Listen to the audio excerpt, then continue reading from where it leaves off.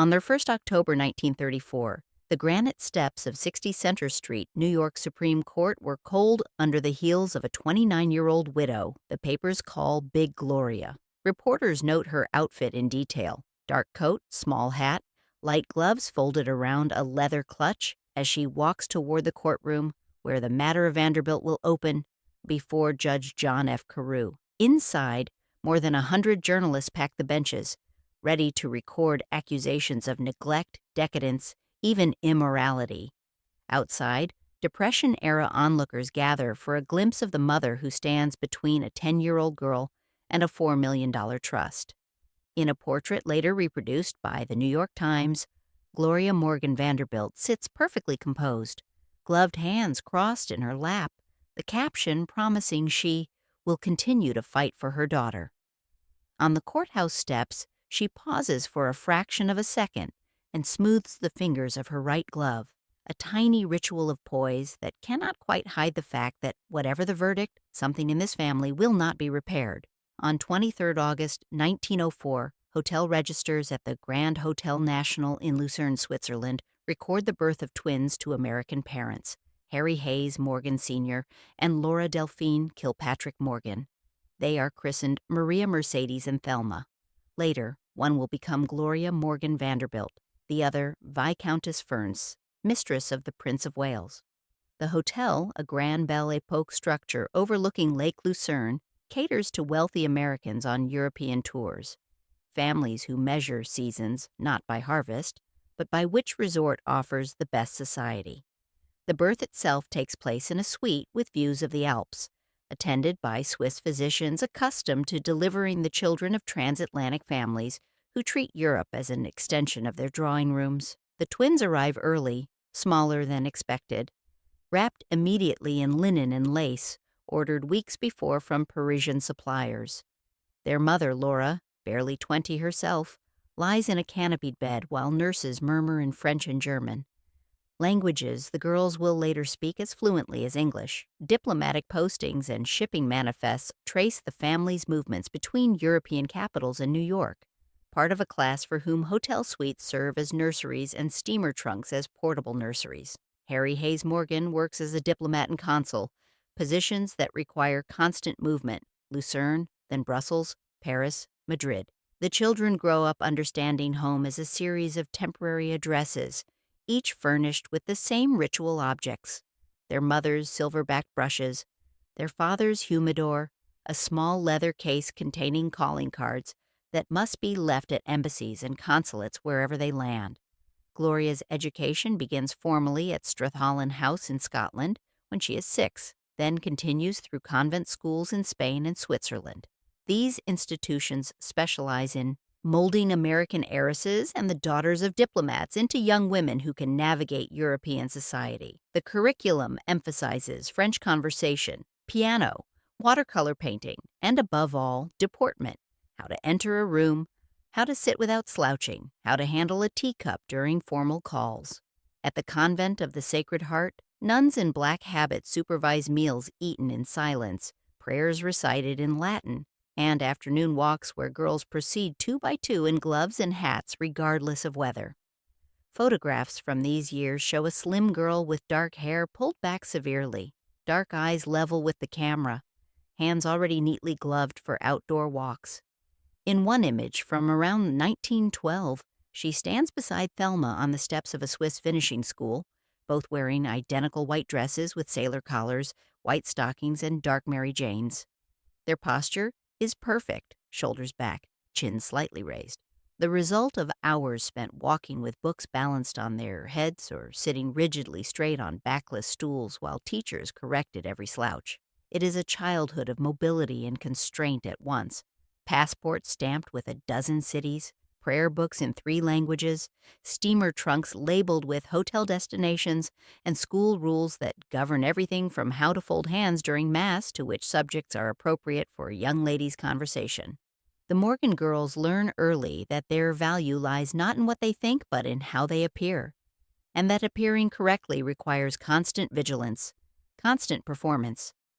From the beginning, Gloria is trained to move gracefully through rooms other people own, 2 decades later, those same schools and passports will be read aloud in court to question whether she was ever responsible at all. By the early 1920s, passenger lists show the Morgan twins crossing repeatedly between Cherbourg, Southampton, and New York, escorted by their mother Laura. Harry Hayes Morgan Sr. has died, leaving Laura with modest means and 2 beautiful daughters who represent her best investment in future security. The family can no longer afford grand hotel suites, but Laura understands that maintaining the appearance of wealth matters more than wealth itself. They stay in respectable boarding houses, borrow clothes from better situated relatives, and accept invitations from families who find the pretty, well-mannered twins decorative additions to their parties. The post-war years have created a new social landscape. Old fortunes are diminished. New ones emerge from war, profiteering, and industrial expansion.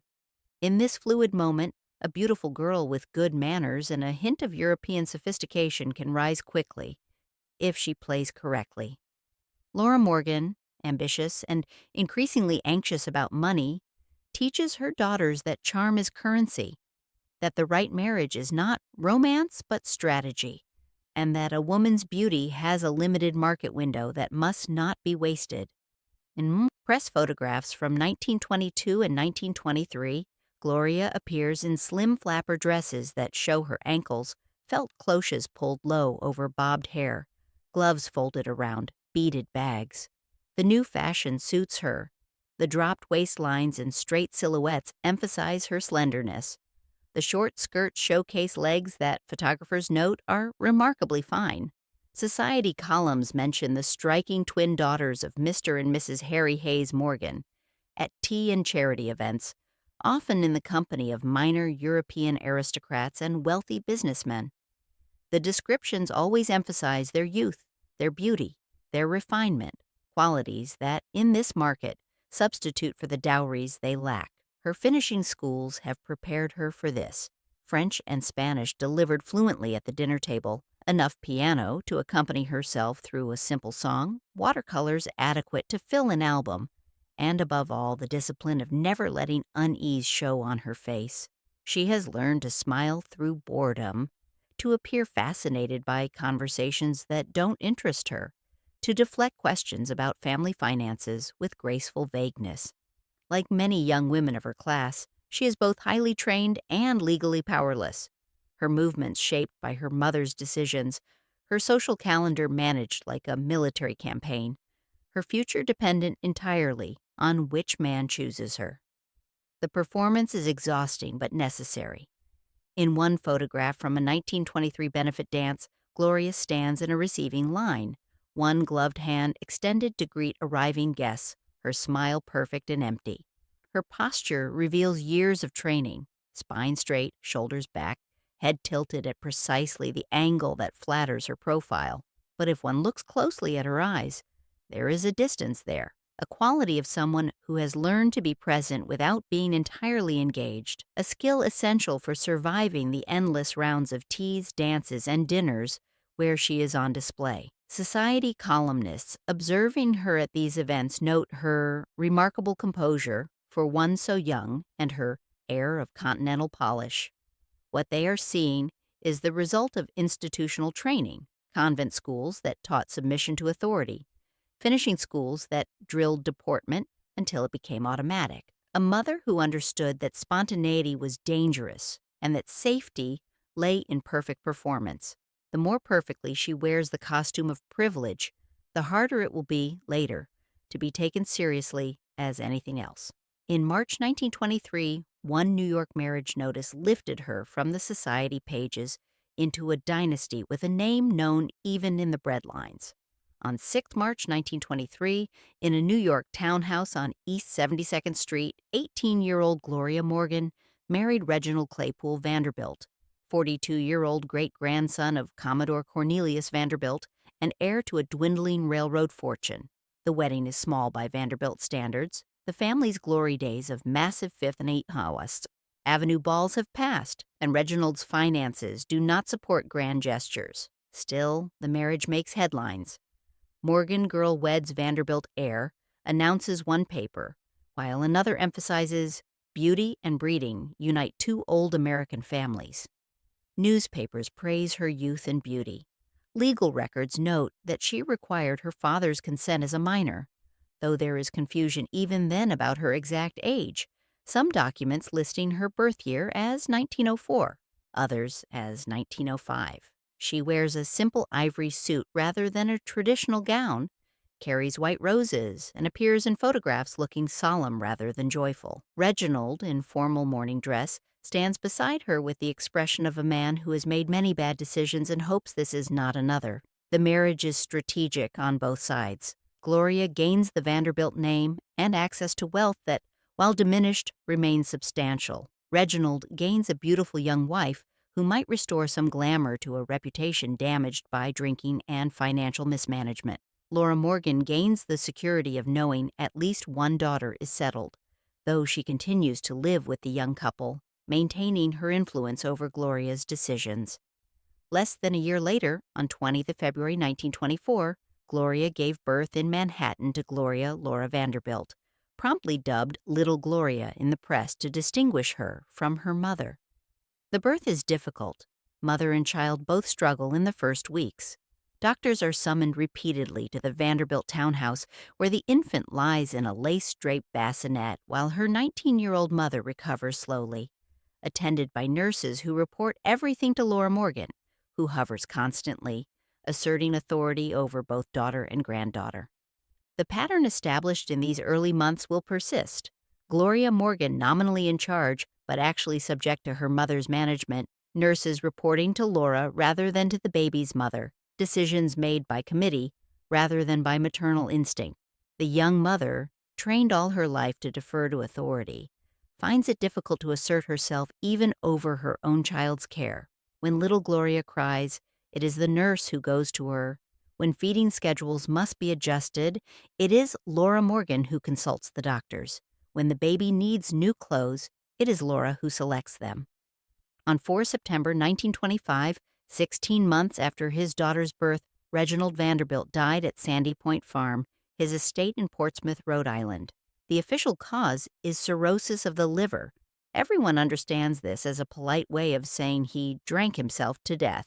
He leaves substantial debts. His spending has outpaced his income for years, but also a trust of approximately $5 million for his infant daughter. The trust is carefully structured. Little Gloria will receive the income when she turns 21, but until then, the income is to be used for her maintenance and education. Under his will, the young widow becomes co-administrator of the child's trust income, sharing responsibility with various lawyers and family members, but possessing significant authority. Society photographs show her in black, gloved hands resting on the pram handle as she walks little Gloria through Central Park, the embodiment of tragic but devoted young motherhood. The image is perfect. Widowed at 20, a child to raise, bravely facing an uncertain future. The performance, by now, is automatic. She knows how to hold her head, where to place her hands, how to arrange her face in an expression of dignified sorrow. The role suits the camera: a devoted mother, a tragic bride. The legal machinery beneath, trusts, guardianships, age of majority, is far more precarious.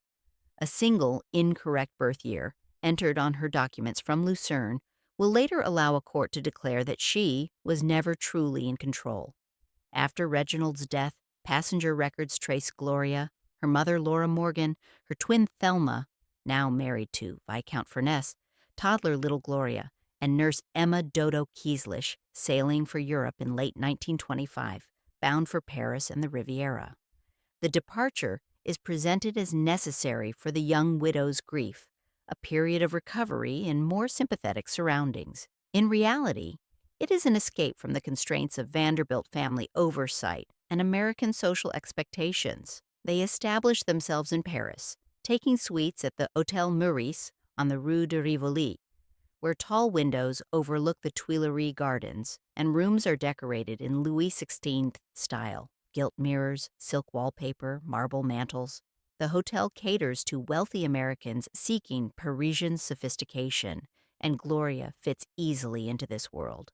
Her fluent French, acquired in Swiss schools, allows her to navigate the city without translators. Her wardrobe, augmented by Parisian couturiers who understand that clothing of a beautiful young widow with a famous name provides excellent advertising, transforms her from grieving relic into fashionable ornament. Here, Gloria's education continues not in classrooms, but in fashionable nightclubs and drawing rooms where she is expected to be charming, never dull, and above all visible. The 1920s Paris she inhabits is a city of expatriates and exiles, Americans fleeing prohibition, Europeans reconstructing lives after war, artists and writers drawn by cheap rent and tolerant morals. She frequents Bouffe sur le Toit, where jazz bands play until dawn, Le Boeuf sur le Toit, where Cocteau holds court, the Ritz Bar, where American millionaires and European aristocrats drink champagne and plan the next party. Her daughter's education, by contrast, falls largely to Dodo Kieslich, a German-trained nurse in her 30s who takes her responsibilities seriously, and to Laura Morgan, who treats little Gloria as both beloved grandchild and future commodity requiring careful maintenance. The child's days follow rigid schedules. Breakfast at 8, walks in the Tuileries at 10, lessons with tutors in the afternoon, supper at 6, bed by 7. While her mother dines at fashionable restaurants and dances in nightclubs, little Gloria sleeps in a hotel room where Dodo sits knitting, waiting for the coughs and fevers that plague the child's delicate health. Private detectives hired later by the Vanderbilt family will compile extensive reports of these years. Their notebooks record nightclub visits, Bricktops frequented 17 times in 6 months, late-night suppers, often not returning to hotel until 3 or 4 a.m., and flirtations with titled men whose names fill the margins of surveillance reports. Prince Hohenlohe, Count Salm, various dukes and viscounts whose titles impress Americans even when their finances do not. The detectives note companions, drinks consumed, the frequency with which she dances with particular partners. The same notebooks mention, less prominently and without evident interest, afternoons when Gloria sits at a hotel writing desk, a delicate escritoire with ivory inlay, positioned by the window, where light falls across cream stationery embossed with her initials. Here she writes long letters of instruction about her daughter's diet, more vegetables, less cream, her education, begin French lessons early but gently, her clothing, simple dresses, nothing ostentatious. She saves these letters, filing them carefully in leather folders, perhaps already aware that someday she may need to prove she was paying attention. The contradiction will later be weaponized. How could a mother who dined at Maxime's while her daughter ate porridge in a nursery claim devotion? How could a woman photographed at Deauville in beach pajamas argue she prioritized maternal duty? The question assumes that motherhood and pleasure are incompatible, that a young widow must choose between living and caring, never understanding that for a woman trained to perform, both dancing and letter writing can be equally sincere performances. For a woman trained to be always seen, the act of being away from her child can be both an escape and a wound, one that the courtroom will never parse carefully. Among the men noted in those surveillance reports is a German prince whose name will resurface, years later, in lurid cross-examination. By the late 1920s, gossip columns place Gloria at Cannes, Paris, and London, often in company with her twin Thelma Furness, now Viscountess Furness, and, crucially, mistress of Edward, Prince of Wales. The twins move through Europe as a matched set, their physical similarity enhanced by identical clothing choices and synchronized social performances. They arrive at parties together, photographed in matching Chanel suits or coordinating evening gowns. They rent adjoining villas at Cannes, where their combined households create continuous parties that blend into weeks of champagne breakfasts and costume balls. Thelma's affair with the Prince of Wales, the future, brief King Edward VIII, gives both sisters access to the highest levels of British society. Invitations arrive at Fort Belvedere, the prince's country retreat, to house parties at aristocratic estates where Americans are normally treated as amusing but inferior guests. Because the prince favors Thelma, Gloria benefits from reflected glamour. She meets dukes and earls, dances with younger sons of noble families, and navigates a social world that her convent schools prepared her for, but which her American birth should have excluded her from. Biographers and court summaries note that Gloria briefly becomes engaged to Prince Gottfried of Hohenlohe-Langenburg, a minor German royal with a castle in Bavaria and debts in several currencies. The engagement, announced in European papers in 1927, lasted only months before being quietly dissolved. Some sources suggest his family objected to an American widow with a child. Others hint that Gloria realized the prince's title came with obligations. Living in Germany, managing estates, producing heirs, that didn't interest her.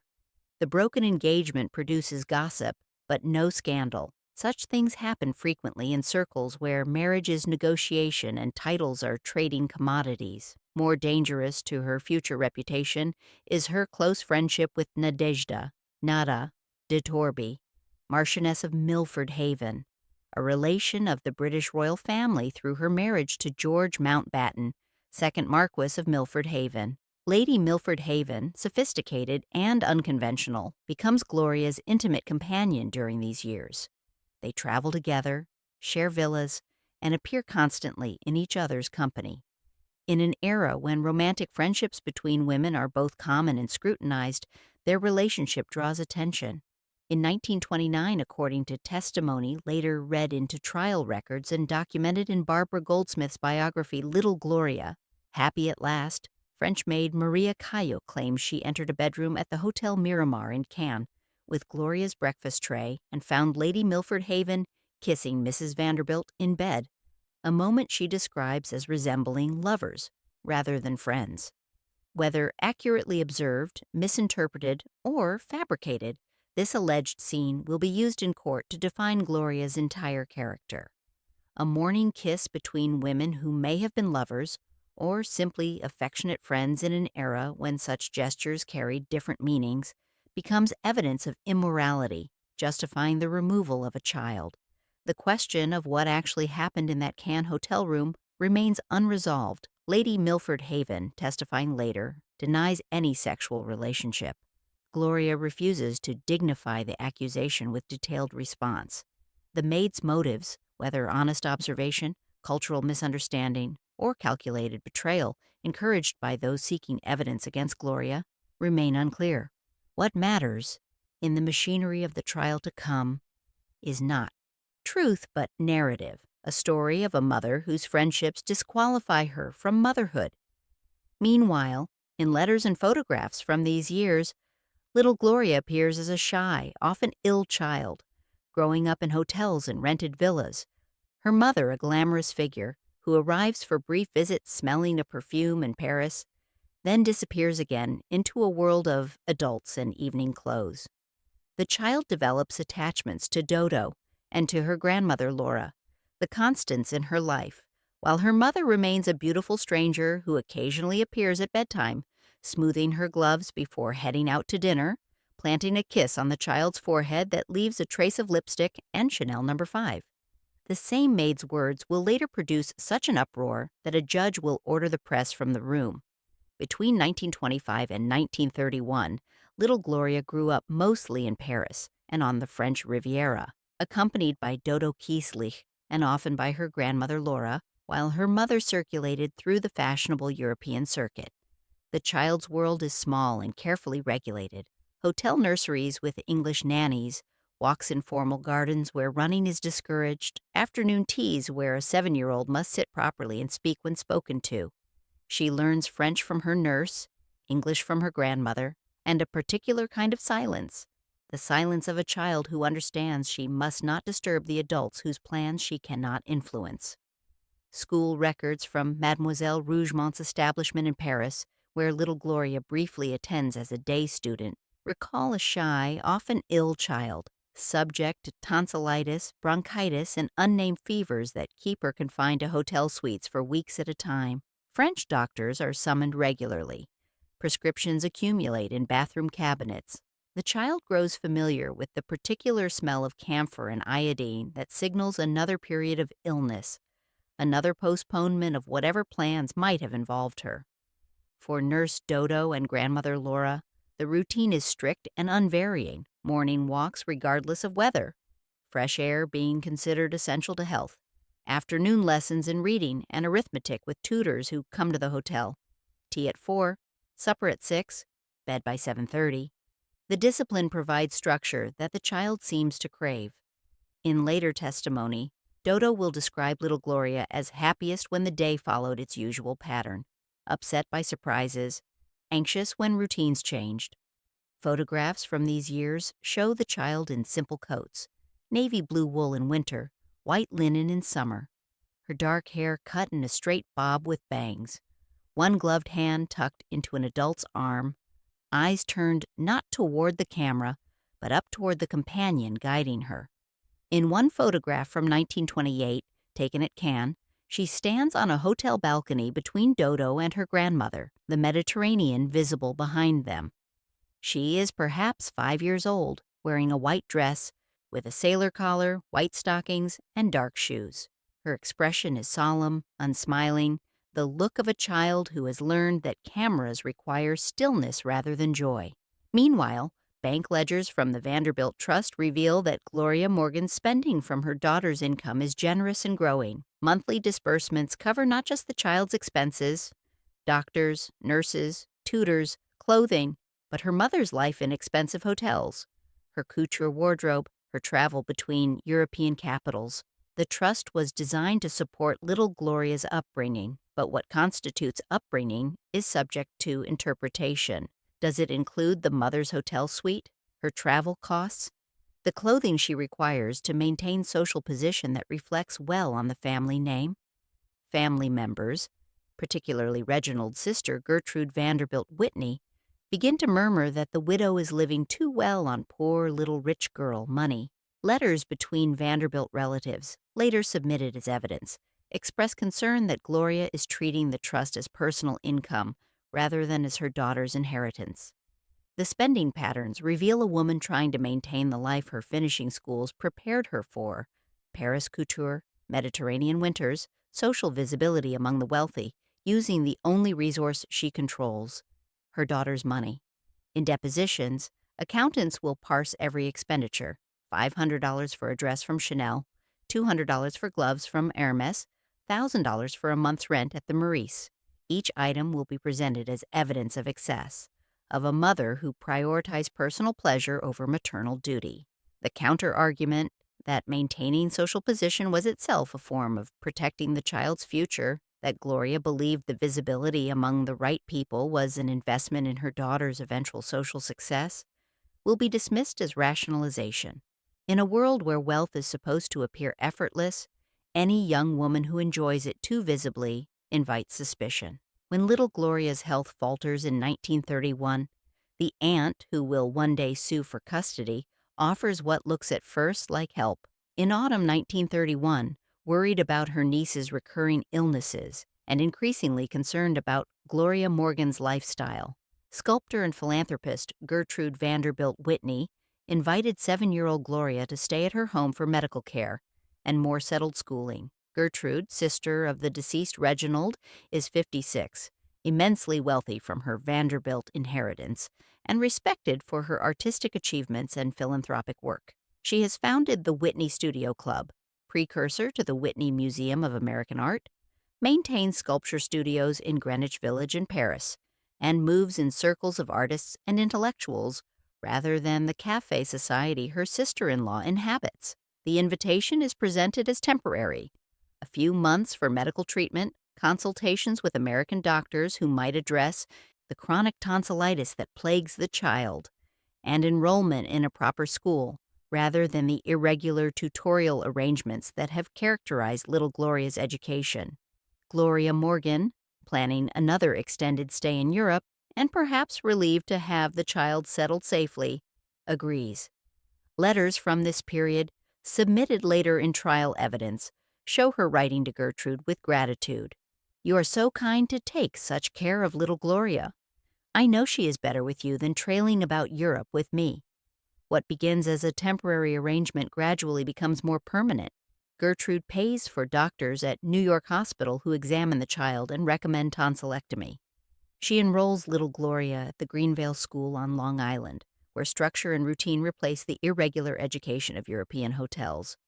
She moves the child between her Manhattan townhouse at 871 Fifth Avenue and her estate at Old Westbury on Long Island, both places of stability and old money restraint that contrast sharply with the flashier world Gloria Morgan inhabits. Correspondence and court filings document the slow shift in power. Gloria Morgan remains in Europe for months at a time, Paris, Cannes, London, writing regular letters but visiting rarely. Gertrude pays all expenses, manages all decisions about education and health care, and gradually begins to think of her niece less as a temporary ward and more as a surrogate daughter. Her own children are grown. Her marriage to Harry Payne Whitney is cordial but distant. Little Gloria fills a space in her life, and the child, thriving under routine and stability, responds with the affection her mother's absences have made difficult. Family servants and the private detectives, Gertrude begins employing supply her lawyers with detailed reports. Nights when Mrs. Vanderbilt is photographed leaving the Ritz at 2 a.m., invoices from Paris couturiers charging thousands to the trust account, passenger manifests showing crossings with companions rather than with her daughter. The evidence accumulates in law office files, waiting for the moment when it might be needed. In one letter from 1932, later cited extensively in court, 8-year-old Gloria writes to her mother in careful, round handwriting, "Dear Mommy, I'm very well.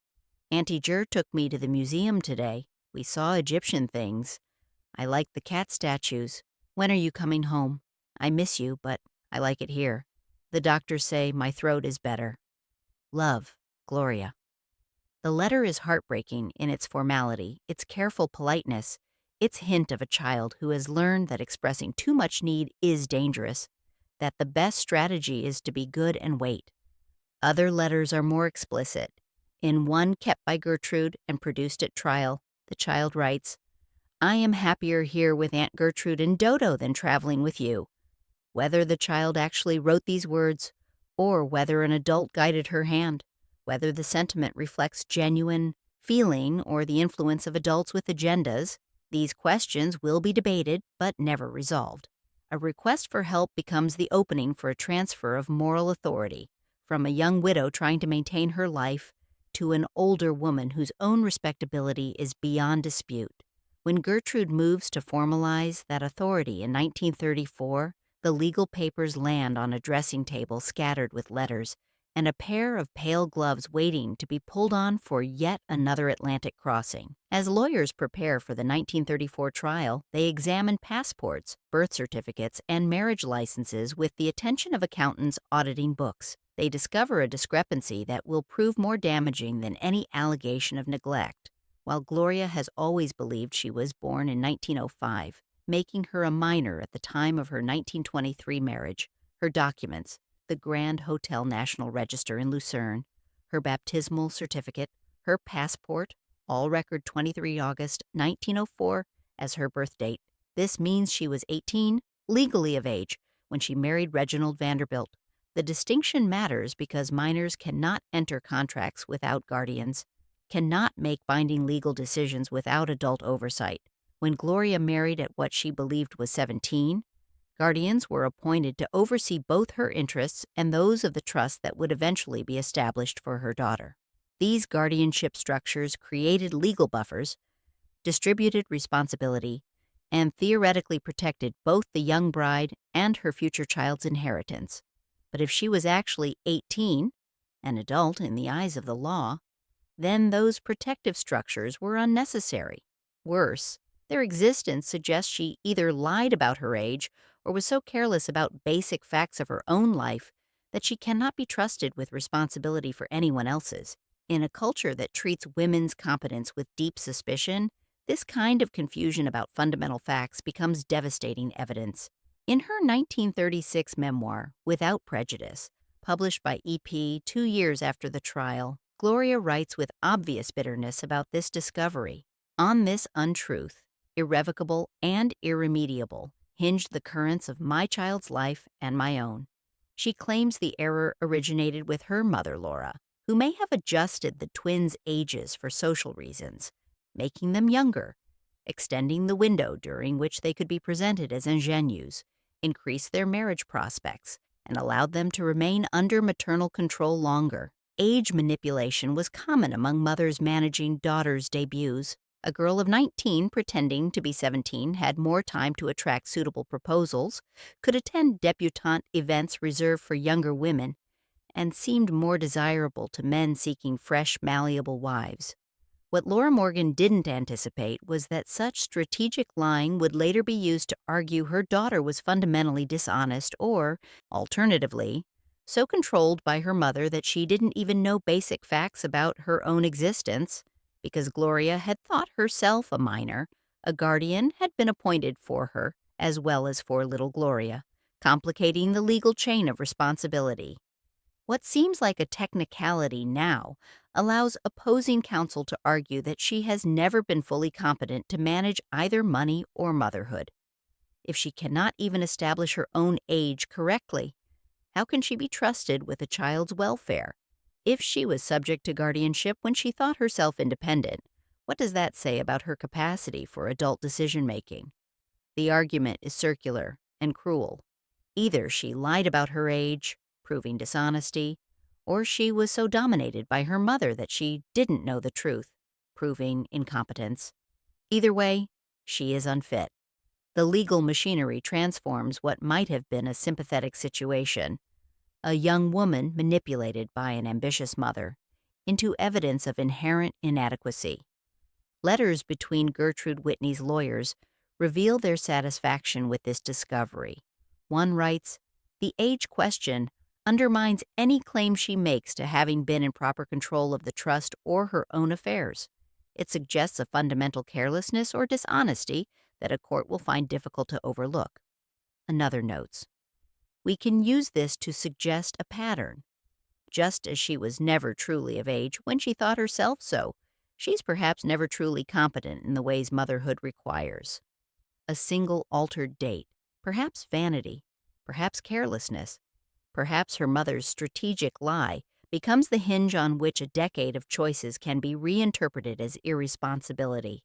On the 1st October 1934, that reinterpretation was performed before an audience of millions via newsprint. On 1st October 1934, Justice John F. Carew opened hearings in the matter of Vanderbilt at 60 Center Street in Manhattan. More than 100 reporters crowd the benches, a decision Judge Carew later defends by arguing the case involves matters of public interest, though critics suggest the publicity serves his political ambitions. The courtroom, a high-ceilinged space with dark wood paneling and windows that let in October light, becomes a theater where Depression-era America watches the wealthy devour each other. Gertrude Vanderbilt Whitney arrives first, escorted by her lawyers, wearing fox fur despite the mild weather, a small hat with a veil, and an expression of dignified concern. She is followed by assistants carrying leather portfolios stuffed with depositions, financial records, and private detective reports. She takes her seat on one side of the courtroom, surrounded by legal counsel and family supporters who include her daughter Flora and several Vanderbilt cousins united in the belief that little Gloria must be rescued from her mother. Gloria Morgan Vanderbilt arrives minutes later, alone except for her lawyer, wearing the dark coat and small hat that newspapers will describe in detail, those light gloves folded around a leather clutch. She walks down the center aisle, aware that every eye is on her, that reporters are noting her expression, her posture, the way she smooths her gloves before sitting. She has spent 30 years learning to be looked at, now that scrutiny has turned hostile, but the performance requirements remain the same. Appear calm, dignified, properly maternal, but not weak. Town and Country and History.com described the spectacle. Two women, both wealthy, both impeccably dressed, trading accusations of neglect and moral danger, while a 10-year-old sits in a private room listening to testimony piped through a speaker system about her mother's nights out and alleged lovers. The trial will last 6 weeks, generate thousands of pages of transcript, and be covered daily by newspapers across America and Europe. Poor Little Rich Girl becomes the shorthand, reducing a child's life to a headline and a mother's complexity to a cautionary tale about wealth and neglect. The first witnesses are servants, maids who describe how rarely Mrs. Vanderbilt was home for dinner, chauffeurs who logged late-night returns from nightclubs, hotel staff from Paris and Cannes who remember weeks when the child was ill while her mother attended parties. Each testimony adds another brick to the prosecution's narrative. Here is a woman who prioritized pleasure over duty, who spent her daughter's money on couture while relegating the child to nurses, who moved through Europe's most notorious night spots while her daughter lay fevered in hotel rooms. Dodo Kieslich, the nurse, testifies with German precision about schedules maintained, illnesses nursed, a child desperate for maternal attention that rarely came. She describes mornings when little Gloria would ask, "Will Mommy be here for breakfast?" and evenings when the answer was always that Mommy had gone out. She produces letters Gloria wrote from Paris and London, instructions about diet and clothing that prove she was paying attention, yes, but also demonstrate how often she was absent, managing motherhood by correspondence rather than presence. For the public, the trial confirms suspicion that the ultra-rich are careless with the lives entrusted to them. Here is proof that wealth does not guarantee virtue, that being born to privilege creates people incapable of understanding obligation, that the Depression-era suffering of ordinary families who would never abandon their children makes these wealthy women's conflicts seem both fascinating and obscene. Under oath, the skills that once made Gloria an admired hostess, charm, sociability, the ability to be entertaining at dinners and popular at parties, are recast as evidence that she was never really a mother. The qualities her finishing schools cultivated, the performance her mother trained her for, the visibility that was supposed to be her greatest asset, all of it is now turned against her. The most explosive testimony is yet to come, and it will arrive not from a prince, but from a maid. Later in October 1934, French maid Maria Caillot took the witness stand. She is 38, daughter of a provincial baker, employed by Gloria Morgan Vanderbilt from 1928 to 1930 during the European years.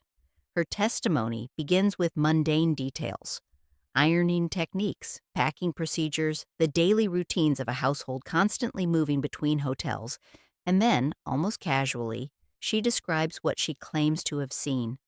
Quoted in Maxine Cheshire's trial account Double Exposure and in Barbara Goldsmith's biography Little Gloria. Happy at last, Caillot describes entering Gloria's room at the Hotel Miramar in Cannes in summer 1929 with a breakfast tray. She says the curtains were drawn, the room dim, and as she approached the bed, she saw Lady Milford Haven, Nadezhda de Torby, Marchioness of Milford Haven, relation to British royalty, leaning over the bed, kissing Mrs. Vanderbilt. When pressed to be more specific, she adds the words that will dominate headlines. Just like a lover. The courtroom falls silent.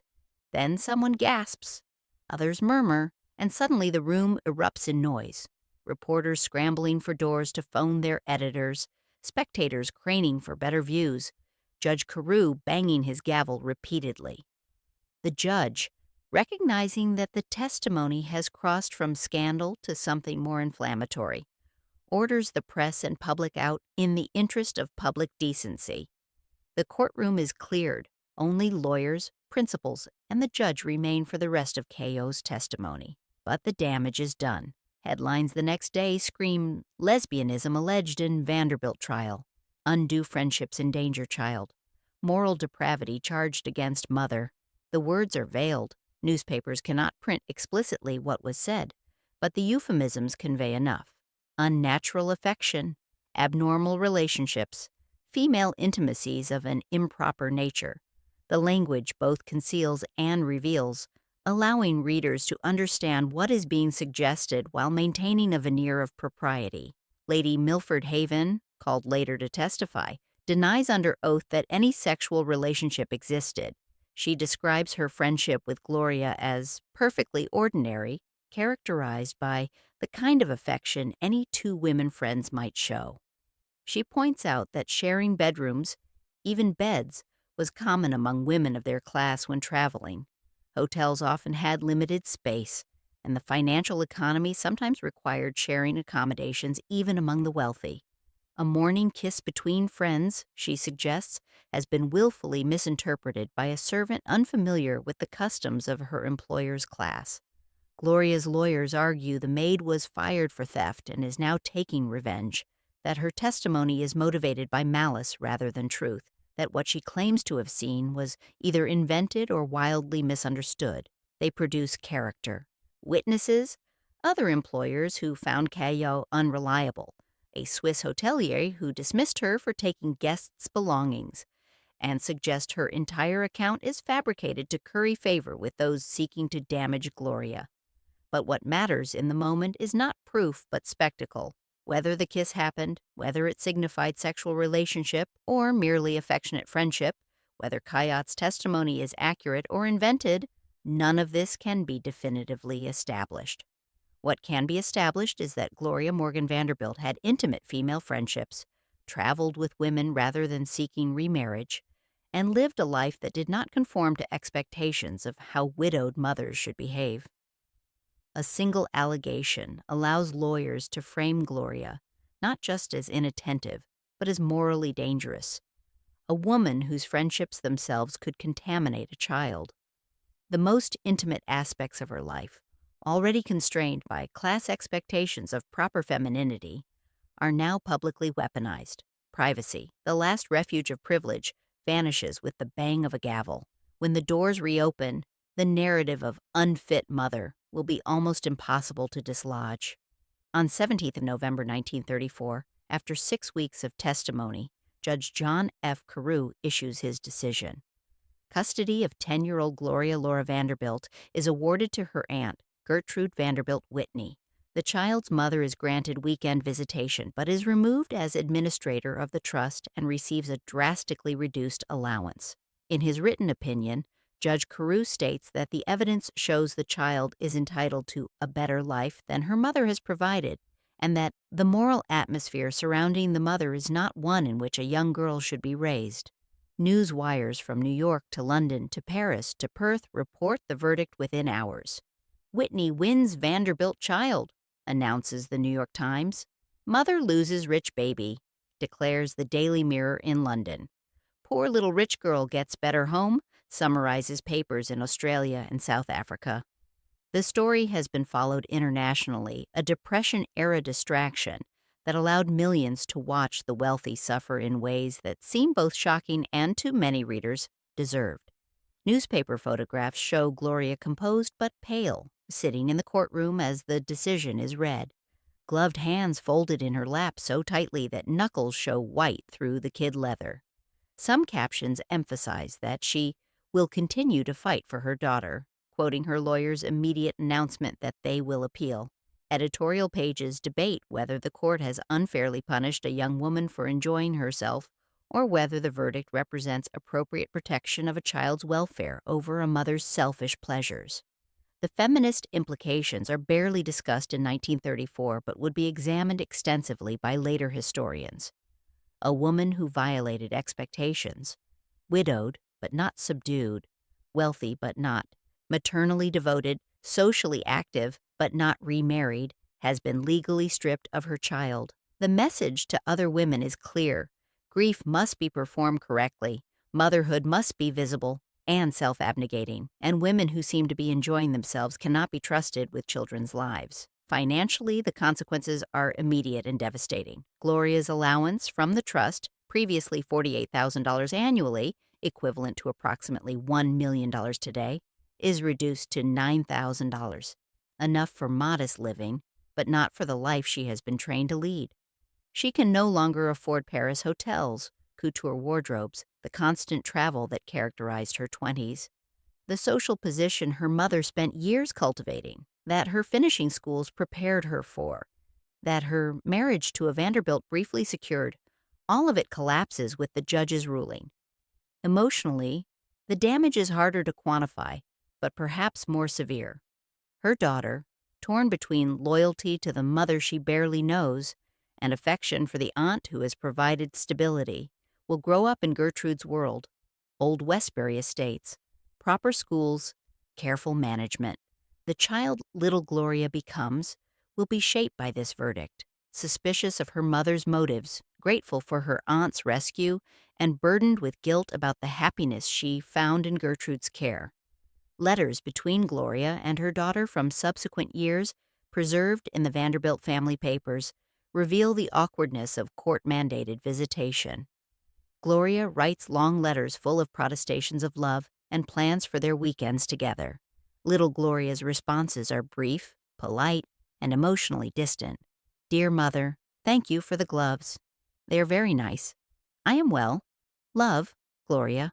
The formality suggests a relationship that cannot recover from being adjudicated. The court has answered the legal question, who should decide for the child, but not the human one, what it means for both women to have their relationship turned into evidence, their private selves examined in public, their capacity for love measured and found wanting by strangers who never saw them together in moments that were not performances, that were not already contaminated by surveillance and suspicion.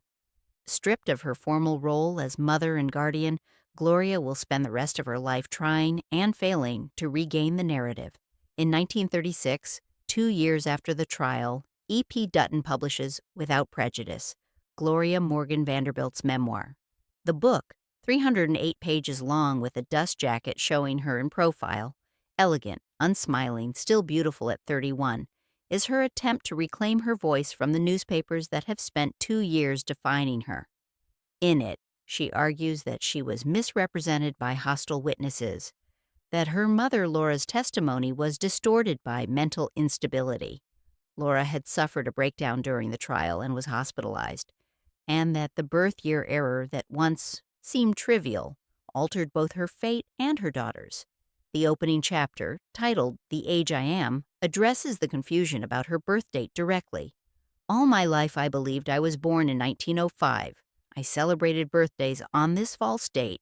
I married in the innocence of my true age. Only when lawyers examined documents for a trial that would determine my daughter's future did the truth emerge. I was born 23 August 1904. On this untruth, irrevocable and irremediable, hinged the currents of my child's life and my own. Reviews are mixed and often cruel. The New York Times critic writes that the book is self-justifying to a fault, that Mrs. Vanderbilt presents herself as victim without examining her own choices, and that readers seeking insight into the mother's heart will find instead a carefully constructed legal brief. Other critics are more sympathetic, noting the rawness beneath the polished prose, the genuine pain of a woman who has lost what she values most and is trying, through words, to make people understand what the courtroom distorted. The book sells moderately well, enough for Dutton to consider it a success, but not enough to change public opinion, which remains largely sympathetic to Gertrude and suspicious of Gloria. What the memoir reveals, perhaps unintentionally, is a woman still performing, still aware of how she must appear, unable even in autobiography to step fully out of the role her mother and her schools created. The prose is careful, controlled, defensive, the voice of someone who has learned that any spontaneity can be weaponized, that safety lies in precise formulation. Photographs from the book's publicity tour show Gloria posed at a writing desk, pen in hand, wearing a simple dark dress and those inevitable gloves. Shorter day gloves now, not the formal evening gloves of the trial years, but still present, still part of the costume.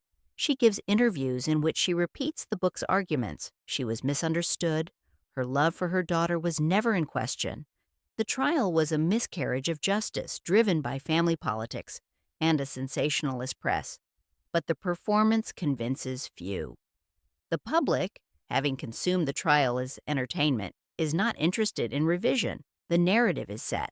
She was the bad mother, Gertrude the rescuer, and little Gloria, the poor little rich girl saved from neglect.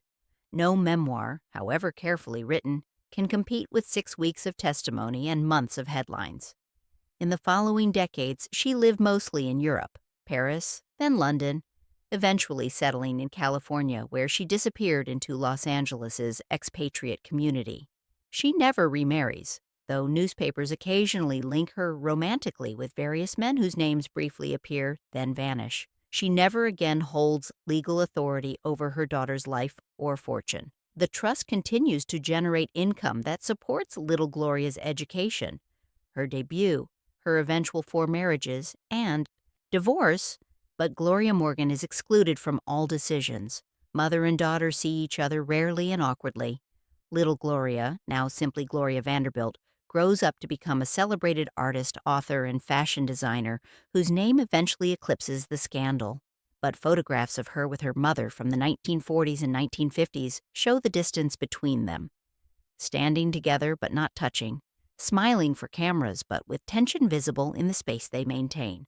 For a woman taught that self-presentation is everything, discovering that the story others tell about you is stronger than your own may be the deepest fracture of all. When she died in 1965 in Hollywood, the obituaries will remember her less as a person than as a supporting character in someone else's legend. On 13th February 1965, Gloria Morgan Vanderbilt died in Hollywood, California, age 60, of natural causes after a brief illness. The death certificate lists her occupation as none, a brutal summary of a life that once centered on being seen, being admired, being someone whose presence at a party was noted in newspaper columns. She is buried at Holy Cross Cemetery in Culver City in a modest plot that she purchased herself several years earlier, knowing that no Vanderbilt family arrangements would be made for her. Obituaries appear in major newspapers but are brief and focus primarily on the trial 30 years earlier. The New York Times gives her 3 paragraphs identifying her as Mother of Gloria Vanderbilt, noting the sensational custody trial of 1934, and mentioning that she lived quietly in California in recent years. The Los Angeles Times adds a few more details about her European life in the 1920s and her brief friendship with the Prince of Wales's circle, but the emphasis remains on the trial and its aftermath. What the obituaries do not mention is the last 30 years, a woman living on a small allowance in Los Angeles, largely alone, watching her daughter become famous through fashion and design while remaining herself a figure from an embarrassing past best forgotten. Letters between mother and daughter became increasingly infrequent through the 1950s and early 1960s. Duty correspondence on birthdays and holidays, a Christmas card with a photograph, occasional telephone calls that both found difficult. Her daughter, Gloria Vanderbilt, then 41, and at the height of her fame as an artist and socialite, attended the funeral along with a few California acquaintances her mother had made. No other Vanderbilt family members come. The service is brief, Episcopal, traditional, impersonal. A minister who did not know her reads generic prayers about eternal rest and God's mercy. She is buried under a headstone that gives only her name and dates. No epitaph, no indication of who she was or what she wanted to be remembered for. 15 years later, in 1980, photographer Bob Adelman is documenting Gloria Vanderbilt's Upper East Side apartment for a magazine feature about her design work. The apartment reflects her aesthetic: bold colors, modern art, carefully curated collections that demonstrate both wealth and taste. In one room, Adelman captures an image that will be widely reproduced. Gloria sits on a sofa beneath a large formal portrait of her mother as a young woman. The portrait, painted sometime in the 1920s during the European years, shows Gloria Morgan in a dark evening dress, bare-armed, ungloved, one of the few images where her hands are visible without their constant kid leather covering. She is turned slightly away from the viewer, looking towards something outside the frame, perhaps a ballroom entrance or a garden door. The painting captures her at perhaps 25, before the trial, before everything changed, beautiful, confident, poised at what she must have believed was the beginning of a life that would fulfill all her training's promises. The caption to Adelman's photograph notes simply that this is the woman who lost custody of her daughter in a sensational trial, reducing a life to a single event, a mother to a legal failure. But what the photograph captures more subtly is the relationship between the painted figure and the living daughter, the older woman forever frozen in the moment before disaster, the younger woman who survived and thrived but who keeps her mother's image hanging where guests can see it, a gesture that might be tribute or simply evidence, proof that the woman existed beyond the headlines. Between them hangs half a century of distance, legal, emotional, historical, and a question about how much of a life can be reduced to a case name. In the end, what survives is an image, a young woman poised at the threshold of privilege, frozen long before the courtroom, the gossip, and the granite steps. The gloves she smoothed on those steps are gone. The portrait remains, still asking, without words, who gets to decide what kind of mother she was. The camera closes on that 1980 photograph, a gilt frame enclosing Gloria Morgan Vanderbilt's painted likeness, hanging on patterned wallpaper in a New York apartment her daughter has made entirely her own. The portrait shows a young woman in the 1920s dark evening dress falling in elegant folds, one bare arm lifted slightly as if adjusting an earring or smoothing her hair, face turned away from the viewer toward some unseen ballroom or garden party, forever about to step into a room where she believes she belongs. Below the portrait, on a mahogany side table polished to a mirror finish, lies a pair of white kid gloves, carefully placed beside a first edition of Without Prejudice, the 1936 memoir her mother wrote trying to reclaim a narrative that had already been decided. The gloves are museum pieces now, preserved in tissue paper for decades, brought out for this photograph, relics of a time when such things were required equipment for every public appearance. The leather has yellowed slightly. The pearl, buttons dulled, but the shape remains. Fingers still curved, as if around a clutch purse, thumbs positioned as if smoothing the fabric smooth against the wrist. Outside the frame, in archives and law reports scattered across libraries and legal databases, the words unfit, immoral, poor little rich girl continue to echo through footnotes and case citations. The matter of Vanderbilt appears in family law textbooks as an example of how moral judgments about mothers' behavior influence custody decisions, how wealth complicates rather than simplifies questions of child welfare, and how sensational trials shape public understanding of motherhood's requirements. Inside the frame, the young woman in the portrait is forever about to step into a drawing room, unaware that one day her name will be shorthand for a scandal about how mothers should behave, that the gloves she smoothed so carefully will be preserved as artifacts of a performance that could not save her, that the daughter she fought to keep will become famous while she will be remembered primarily for losing.